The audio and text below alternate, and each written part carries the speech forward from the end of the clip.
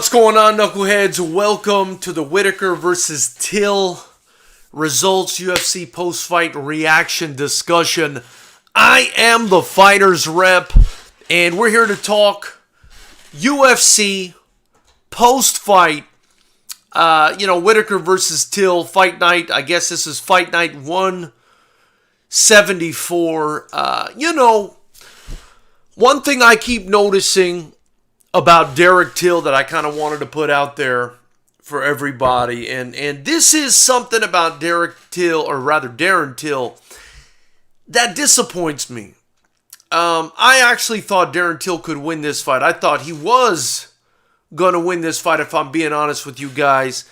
But Darren Till is a guy who, for whatever reason, since his losses to Tyron Woodley and then Jorge Gamebred Masvidal, I think has sort of, lost a lot of his luster because he's refusing to be as aggressive as he used to be. And I think that aggression that he had, earlier on in his career, even when he took those losses, I think that aggression benefited him tonight or throughout his career. And I think tonight he was too apprehensive. Darren Till has become a much more apprehensive fighter since his losses, and I don't think it's something that is conducive to his career and to his fighting style. And I feel like if he would have been more aggressive tonight, he could have probably, hurt Robert Whittaker some more, maybe even got the finish, maybe even got the decision. But he spent certain, long moments and sequences during this fight just waiting, acting like a counterpuncher when he's more, I feel like, of an aggressor than a counterpuncher. So for whatever reason, Darren Till, seems to be hesitant about being aggressive. Perhaps it's because, he's been knocked out against Jorge Masvidal. But, I think the formula for Darren Till, is to maintain that aggression, maybe tighten up your defense so that you don't have to be so hesitant. Because instead of tightening up his defense, he's just being more hesitant. That's what he's doing. He's waiting. He's acting like a counter fighter where, before I felt like he was much more aggressive. So, those are my thoughts on Darren Till tonight. He ended up losing this fight to Robert Whittaker by decision. It was close. I felt like it was probably 2-2 in my opinion, going into the final stanza, the final round. I thought it was about 2-2. Then Robert Whittaker kind of, got a couple takedowns. Didn't do much with them, but got a couple takedowns. And then if you looked at the strikes landed throughout the fight, if you look at the statistics, they seem to favor Robert Whittaker, although I felt like Darren Till did land some nice, effective shots. I mean, there was one point where Darren Till landed a big, I believe, elbow on the inside, a counter elbow or a counter left punch, and dropped Robert Whittaker near the beginning of the fight, but Whittaker returned the favor. But that being said, I kind of hope Darren Till, returns to that aggressive style. Robert Whittaker looked good, but nothing special. Nothing special. These guys, I felt like it was very much a stalemate tonight. They were kind of, fighting on the same level. It was very cerebral. It was almost like watching a karate point fight, although there were obviously times where, harder shots were being landed. Guys got dropped here and there, but it wasn't a super exciting fight. It was just very technical, and I felt like had one of them really decided to get after it, they could have separated themselves and really, made a case for a victory here. I don't have a problem with the decision going to Robert Whittaker. It's probably the right decision. But that being said, man, again, Darren Till, if he ups the production just a little bit, the aggressiveness back to where it was, pre-Jorge Masvidal or during the Jorge Masvidal fight, I think he probably gets a win in this fight, Jamaican in the chat, MMA Apocalypse. Salute to you, Jamaica. Appreciate you being in here, brother. MMA Apocalypse says, I don't know, but UK fighters are no good. Listen, man. I'm going to disagree. I'm going to disagree when you say UK fighters are no good, man. I feel like, if I'm being honest, fighters from the UK are some of the best fighters on the planet. When you look at boxing, when you look at MMA, you can't deny the fighters from the UK, man. There's some beasts, and it's nowhere near, if I'm being honest, if we're being honest, the size of a country like the United States, and they're turning out some serious talent. So, I got to disagree. I got to disagree with you, MMA Apocalypse, saying UK fighters are no good. I actually disagree with that strongly. Jamaican says, this is what happens when we hype normal fighters up. Darren Till is nothing special. I thought Darren Till, I'll be honest with you, Jamaican, I thought Darren Till had something special in him. But I feel like he didn't take the losses well, man. He took the losses well, and he's changed his style quite a bit since taking those losses, man. He's changed his style.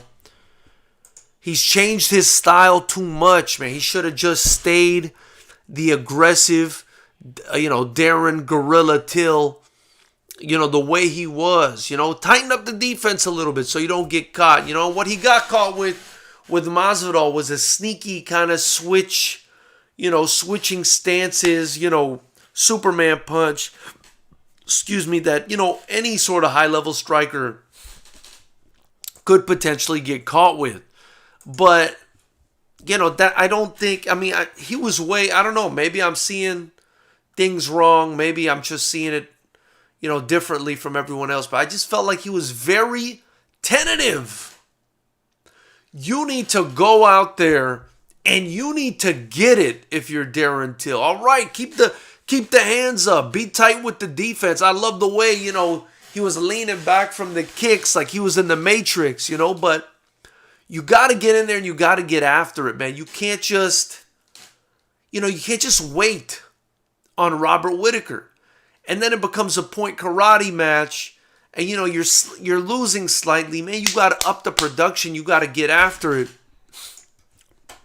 And it just wasn't great, man. It wasn't a great performance. I expected more from Darren Till. We also, let's talk about some of the other fights on the card, man. Another disappointment for me. Man, another disappointment for me, you guys and gals. Alexander Gustafsson. What the hell happened? What the hell happened to Alexander Gustafsson? This was a guy, right? This was a guy that gave a prime John Bones Jones all he could handle in their first fight. And if you ask me, he barely, he nicked that fight by the hair on his chinny chin. I would have given it to Gustafsson the first time. Of course, he got worked that second fight.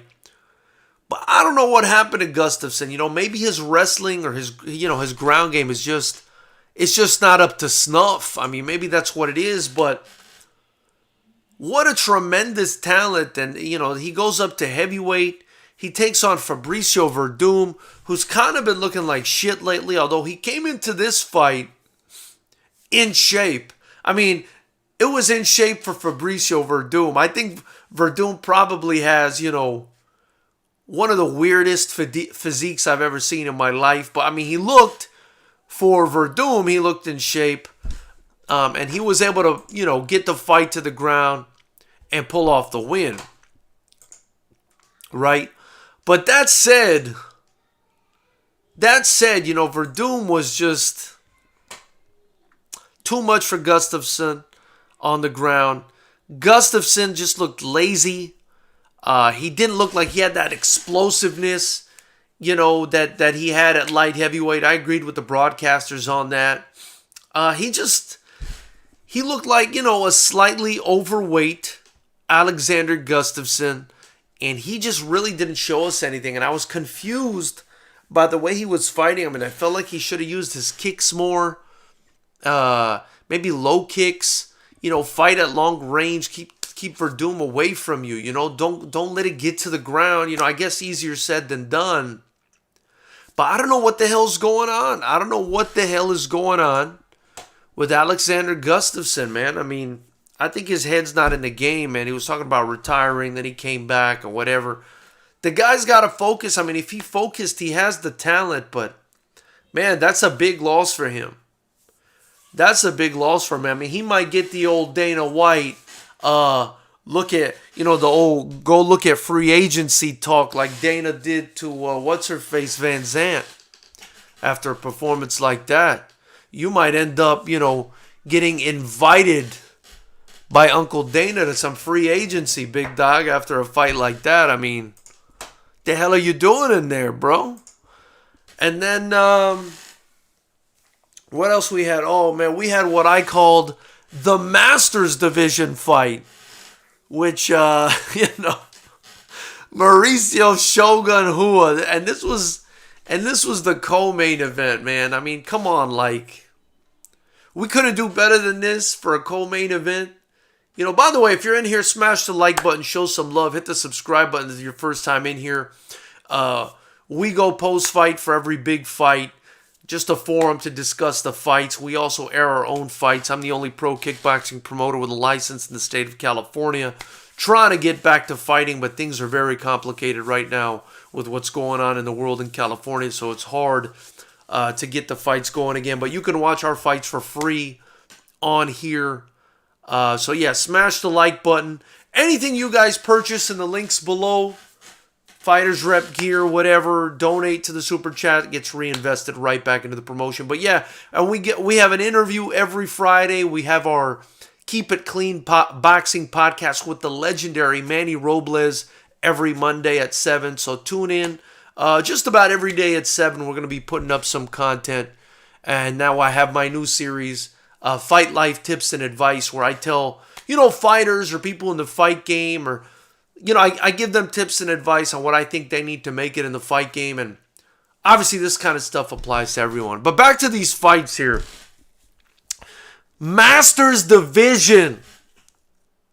Mauricio Shogun Rua taking on Antonio Rogerio Nogueira. These guys have like 70 fights between the two of them. I mean, it's absolutely insane. These guys have professional records, like, Soviet bloc, amateur boxers have amateur records. I mean, this is crazy. Rogerio Nogueira lost the fight. It was a fun fight. I mean, I'll give them that. They were going at it. But, man, these guys looked old in there. These guys looked like shells of their former selves. And somehow they were the co-main event. That I disagree with. That I got to disagree with, making these guys co-main event, man. I would have put some young bucks as the co-main event. I would have put some young guys in there, that deserve some attention. You know what I mean? I wouldn't have put, if I were promoting this, of course I'm not the UFC. I got much respect for the UFC. I think Dana White's probably the best promoter on the planet as far as, bringing attention to the events and success and everything else. But Mauricio Shogun Rua versus Antonio Rogerio Nogueira, I would not have made that a co-main event. I would have tried featuring some younger up-and-coming talent, try to get people to invest in them. But, they did get after it. But, man, Mauricio Shogun Rua improves to 27-11-1. Rogerio Nogueira drops to 23-10. The dude has 33 fights. Shogun Rua has 39 fights. I mean, that's just outrageous. That's just outrageous. And they're in their 40s and they're still getting after it. Nathan is cool. Thank you for being in here, brother. Thumbs up to you too. Again, guys, if you're in here, hit the like button. Show some love. It's much appreciated. Smash the subscribe button. Hit the bell notification icon next to it. Join Knucklehead Nation. We had Carlo Esparza fight Marina Rodriguez. To be honest with you guys, I didn't really pay attention too much to that fight. I was up and about doing some stuff, but I did catch the other fights. I watched Paul Craig versus Gadzhimurad Antigulov. I thought that was an entertaining fight. I liked Paul Craig's gamesmanship in that fight. He came into the ring. He was already, rapping at Gadzi Murad and Tagulov, trying to get him off his game. Maybe try to get him to attack so he can, put him in a submission, which he did in the first round. Really nice performance by Paul Craig, man. Got to finish 2 minutes and 6 seconds in the first round. I believe it was a triangle choke. Very well done, man. Very well done. He improves to 13-4-1. Do I think Paul Craig is a guy who's, to be reckoned with in the light heavyweight division? Not right now, not unless he drastically improves. Not unless he drastically improves his stand-up, man. His stand-up looks okay. He looked pretty good on the ground. But it's against Antigulov. If he fights one of the big dogs at light heavyweight, I think he's going to have a lot of trouble. That being said, entertaining fight. Much respect to Paul Craig. I liked his gamesmanship. You got to love the Scottish accent, too, in the post-fight interview afterwards. The dude's definitely a warrior, so that's something I appreciate. And, I enjoyed watching that fight. I enjoy the finish. Before that, Alex Cowboy Oliveira taking on Peter Sabata. Another instance, right? Another instance. I don't know if you guys watched this, where a guy was extremely hesitant. I think Sabata was extremely hesitant, probably because Oliveira was like throwing his kicks with, reckless abandon, bone on bone. That shit is no joke. I think he probably landed some shots, got Sabata's, or rather earned Sabata's respect, big time. I think Sabata was just scared. I think Sabata was scared. Scared to deal with him. And I think he wanted, nothing to do with him. Nothing to do with him. So, they kind of stood in front of each other for 3 rounds. Sabata was super tentative. Didn't want nothing to do with Cowboy Oliveira. And Oliveira gets the decision in that in the 3rd round. Improves to 21-8-1. Finally, the other fight worth mentioning was Hamzat Chimaev taking on Riz. I don't know how you would even pronounce that. But he gets the finish in the first round, 3 minutes and 9 seconds in the first round. Just swarms. He just swarms McKee. Swarms him. Smashes him a la Habib Alakberdiev. They're comparing him to Habib. He even uses the word smash in his post-fight interview. This guy is, basically being sold as a welterweight version of Habib Nurmagomedov. I think I said Alakberdiev. Nurmagomedov. So, that's the other kind of fight I wanted to mention. But yeah, more than anything, I wasn't crazy about this card. I was impressed by Chimaev today. I was also impressed by a Movsar Evloev who fought Mike Grundy. I thought he looked pretty impressive. He had like a badass sort of wrestling escape that he used on Grundy, and his striking looked pretty good too. It looked like a good all-around fighter. And I thought Jesse Ronson looked good. He submitted Nicholas Dalby after dropping him with a very clean, I think it was a left straight.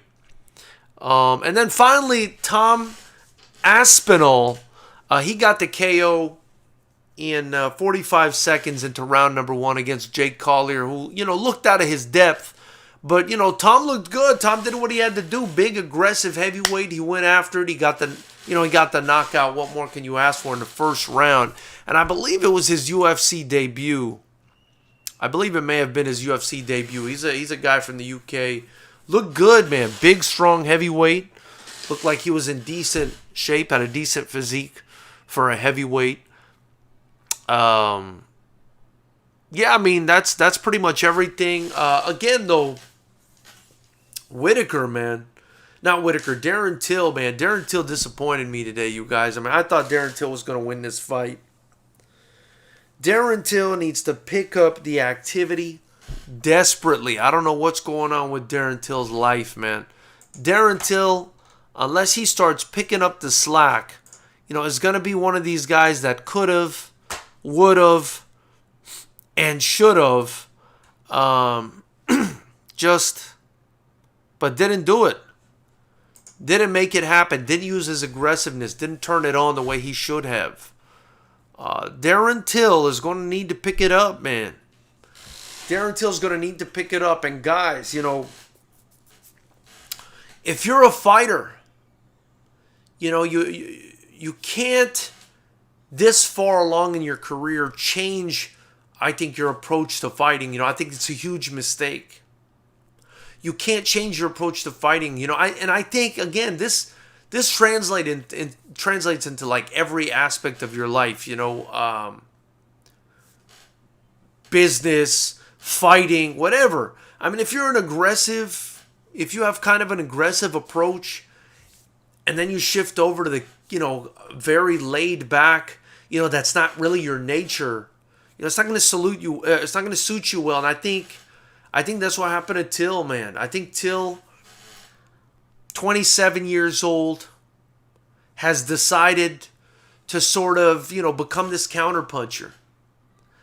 And, it's not for him. That's not his style. That's not his style. Doesn't look good on him. Doesn't suit him. Sitting back, waiting on his opponent to do something is just, it's not working for Darren Till. He needs to move forward. Sure, tighten up your defense, move forward cautiously, use, effective aggression, and get the job done the way you used to, man. That's kind of all I got for you guys. I mean, tell me what you guys think. Hit the subscribe button, the bell notification icon, like, comment, share, do everything else people on YouTube do to the channels that they love. Let me know what you guys think. Little disappointed in Darren Till's performance. I was expecting more from that main event fight. All right, knuckleheads. We'll see you guys very soon.